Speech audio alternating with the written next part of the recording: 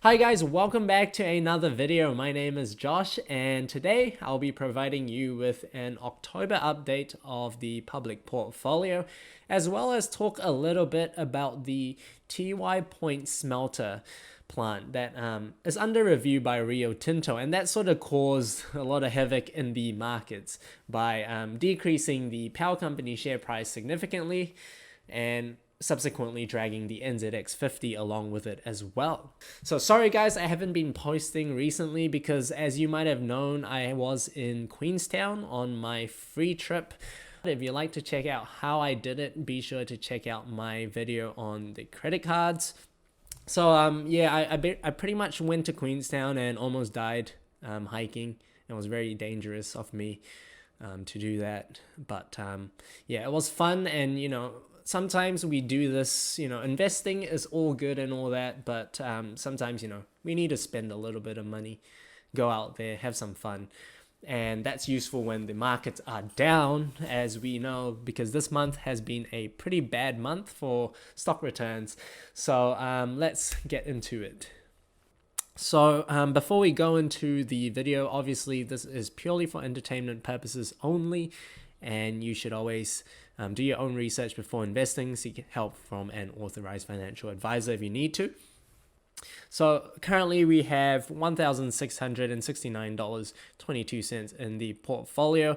This is on the 1st of November, so I actually didn't cut it off at the 31st of October, but that's pretty close to month end.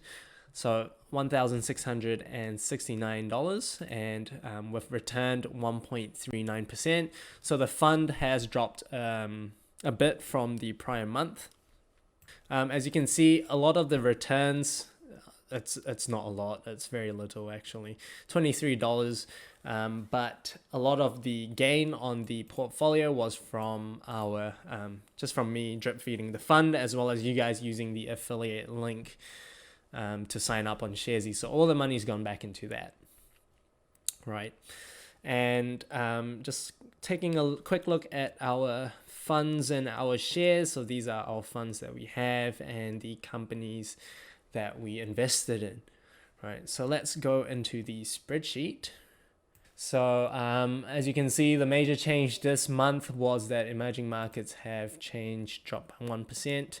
And everything else really has been quite consistent, except for the NZX 50, right? So there's a few things I want to highlight here. The first one is how Sharesies calculate the return figure, right? So the current figure that we have on the Sharesies site, as here, is 1.39%. So this is basically that number here. That last decimal is just a rounding error. And how they calculate this is calculated here. So they use what we call a simple average. For example, if you had $1,000 invested initial principal, and you didn't add any money at the end, during the year or at the end of the year, and say you return 10%, so that's $100, right, from a 10% return. And that's the simple average. So that's fine, and that's correct if you didn't add any money in. But say during the year you added in $1,000. Say at the end of the year you added in $1,000, and you still returned $100, which is the same case as here. So, and you didn't add this in until year end. Now your return that Sharesies would show you is only 5%, because that is now calculated by adding this $1,000 here, as well as the $1,000 that you added in at year end. And so your returns now would be 5%. So what this fails to take into account is that the $1,000 that you added in at year end has not actually been in your account during the year. And because it wasn't actually been in your account during the year, then it shouldn't be actually taken into account when you're calculating the returns of your fund. But because Sharesies just uses a simple calculation of what you have in your fund as what you put in and your return, that's how much your returns percentage is calculated. And so by drip feeding the fund, I'm actually reducing the returns that shows up on Sharesies because of the same concept here. And so to actually take into consideration the timing of when I add the money in, we need to calculate a weighted average of what I invested into the fund. And so this is easy because I put in $35 each week. So I can easily take my opening balance and take my closing balance divided by 2, which is the average holding during that period, and divide my returns with that. And so that's the calculation I have here. So we take the $1,033 that we had at the start during the first episode, and we also add in the current holdings less returns, which is portfolio at market less the returns that we've generated during the year, and we divide that by 2, and we divide the returns by that figure there to calculate a total return percentage, which appears to be higher than what we have returned at market. So because of the way this is calculated, if your portfolio is positive and you add more money in, you would reduce your returns. Whereas if, on the other hand, if your portfolio is negative and you put money into your account, the negative number would be now a smaller negative number because it will tend towards 0.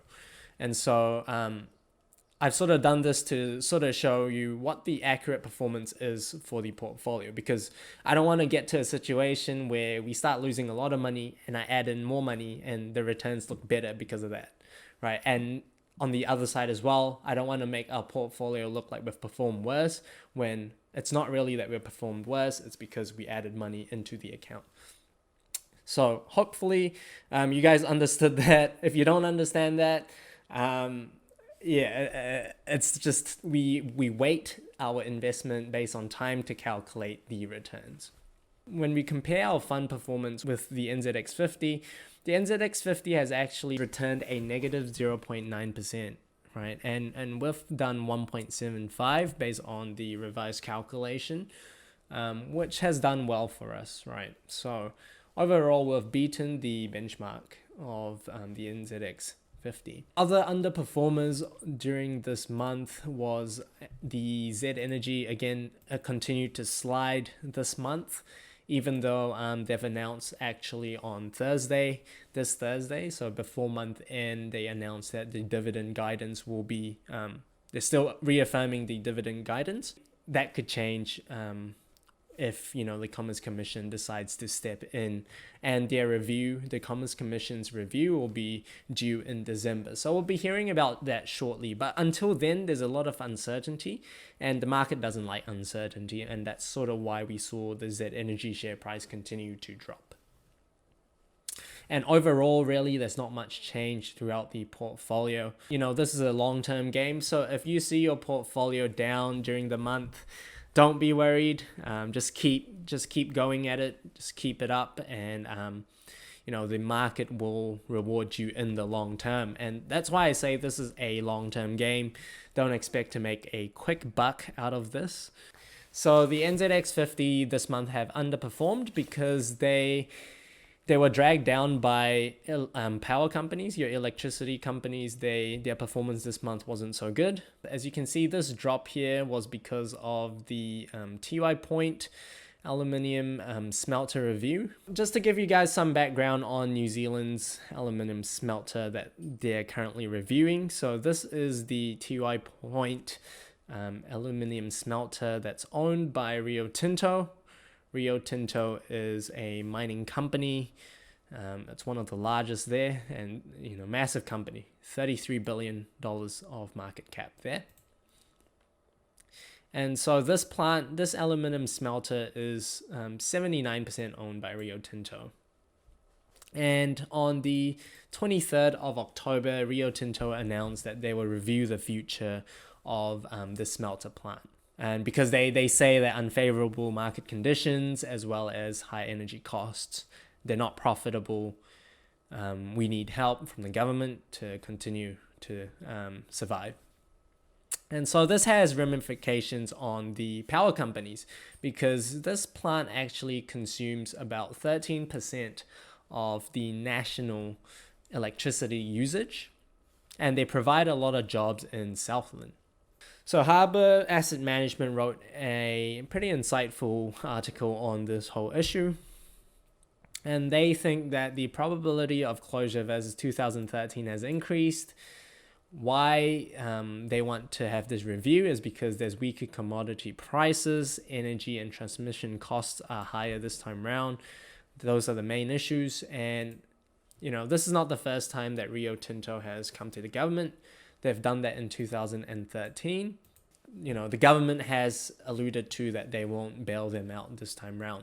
This will cause higher volatility in share prices and wholesale electricity prices in the near term. The reason why they say that is because the market dislikes uncertainty. So similar to Z Energy, these power companies as well, there's a lot of uncertainty going forward as to how much electricity they won't need anymore. So like I said before, because the plant uses 13% of the entire New Zealand electricity usage. So if they close down, then there'll be a lot of surplus, and with surplus comes lower prices, right? So that will affect power companies.